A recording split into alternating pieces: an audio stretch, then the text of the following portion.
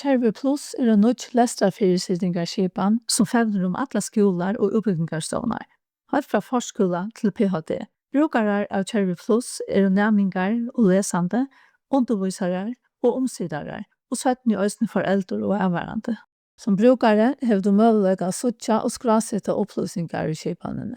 Her imisk hvørjar møguleikar du hever, alt efter om du gongur eller starvast i falkaskola, av minname eller av hakri lærestående.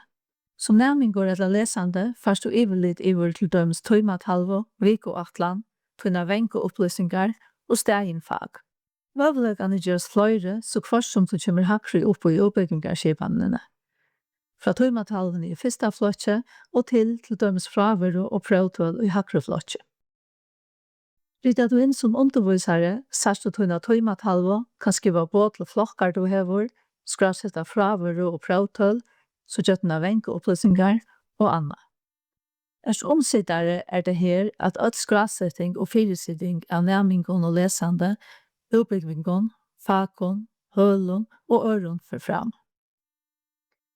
Av skolen.fo finner du vedlæringar til hvordan du kan bruka skipanina til just tøyntørv. Kervi Plus, 8 steg fri öll, tjokken alla skola og uppbyggingargångna. Røyn Kervi Plus nu og tjekka hvørjar funkur du kan bruka.